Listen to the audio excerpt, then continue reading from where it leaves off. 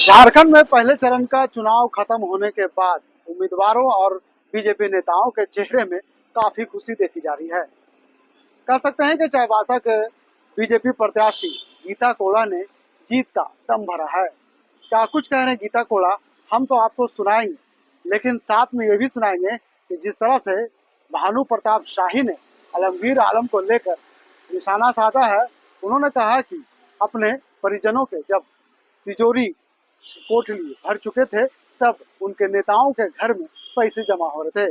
यानी कह सकते हैं कि भानु प्रताप शाही ने ये साफ तौर पर झारखंड सरकार और उनके मंत्रियों पर आरोप लगाया है और साथ में ये भी कहा है कि बहुत जल्द सरकार में शामिल अन्य मंत्री भी जेल जाएंगे। तो क्या कुछ कह रहे दोनों नेता, चलिए हम आपको सुनाते हैं। भाग्य है राज्य का कि इस तरह के आरोप के बाद स्वतः अगर वो उनके अंदर थोड़ा सा भी संसदीय कई दायित्वों का निर्वहन उन्होंने किया है, स्पीकर वो रहे हैं, तो नैतिकता की जो बात होती है राजनीति में, तो नैतिकता के आधार पर तो कम से कम उनको रिजाइन करके जेल जाना चाहिए था।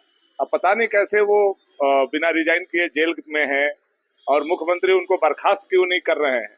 तो ऐसा नहीं कि आने वाला समय में कुछ दिन के बाद हम लोग सारे मंत्री को, जो अभी कुछ लोग बाहर बचे हुए हैं मुख्यमंत्री सहित, इन लोगों से मिलना हो तो हम लोगों को कोटवार ही लगता है जाना पड़ेगा। कैसे देखते हैं ईडी की इस कार्रवाई?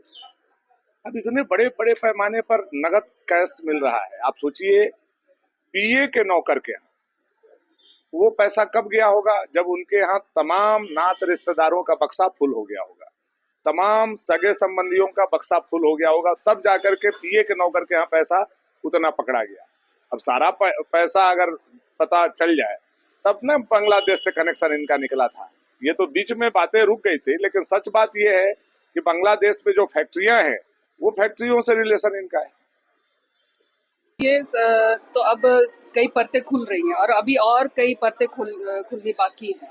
जिस तरह से गठबंधन की सरकार, कांग्रेस जेएमएम की सरकार ने जनता को लूटा है, अब ये सारी चीजें बाहर आ रही है, जनता के सामने आ रही हैं। और जो क्योंकि ये काफी दिनों से ये चल रहा था और अब और परत अभी खुलनी बाकी है। तो ईडी अपना कार्य कर रही है और हम लोग तो चाहेंगे कि जो भी इस पे दोषी है, जिन्होंने भी झारखंड को लूटने का काम किया है, उनके ऊपर सख्त से सख्त कार्रवाई। सरकार ने उन्हें बर्खास्त न किया है, ना वो इस्तीफा दिए हैं, तो क्या इसके लिए बीजेपी कोई रणनीति बनाएगी? क्या दबाव? देखिए, ये तो अब सरकार को सोचना चाहिए। जब उनके मंत्री दागी हैं तो ये सरकार को अपना फैसला लेना चाहिए। ये तो जनता ने सरकार बनाया है, कहीं ना कहीं जनता के साथ भी धोखा कर रही है सरकार।